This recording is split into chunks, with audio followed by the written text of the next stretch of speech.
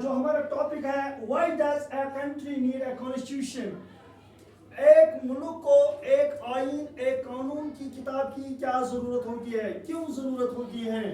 क्योंकि जब एक मुल्क होता है, जब एक कॉन्स्टिट्यूशन होता है, तो उसी कॉन्स्टिट्यूशन के एतबार से वो मुल्क को चलाते हैं।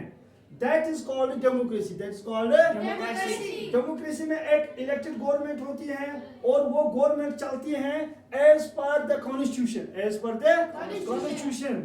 और अगर कॉन्स्टिट्यूशन ना होगा, अगर कॉन्स्टिट्यूशन तो वहां पर सोसाइटी में डिस्टर्बेंस आ जाएगी, वहां पर सोशल डिसऑर्डर आ जाएगा।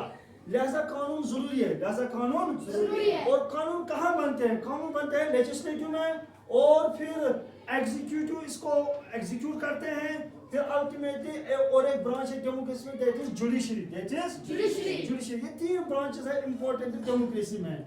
और कॉन्स्टिट्यूशन कहाँ पर नहीं होता है? That is called kingship. That is called जब किंगशिप होती है, जब बादशाही निजाम होता है, किंगशिप होती है, तो वहां पर कॉन्स्टिट्यूशन नहीं होता है। आप देख सकते हैं यहाँ पर है map of India and it is neighbouring countries. This is India, this is J&K, this is Afghanistan, this is China, this is Pakistan, this is Arabian Sea, this is Bay of Bengal, this is Burma और you may call it Myanmar, the new name, this is Sri Lanka, this is Bangladesh, this is Bhutan, this is Nepal. आई बात समझ? यहाँ पर किताब वाले ने लिखा है नेपाल की एग्जाम्पल। नेपाल में पहले हुआ करता था किंगशिप। क्या हुआ करता था?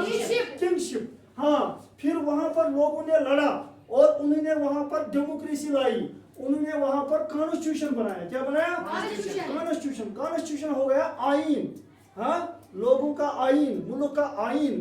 तो अल्टीमेटली वो 2015 में कामयाब हुए अपने मुल्क को एक नया कॉन्स्टिट्यूशन देने में। और जो वहां का किंग था वो पहले ऑल पावर्स एग्जीक्यूट करता था।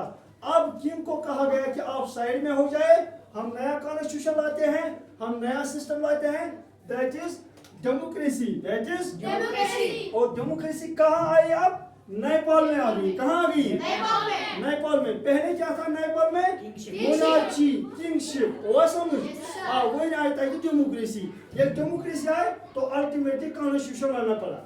तो आया बात समझ? चलो, thanks for watching. Overall thanks.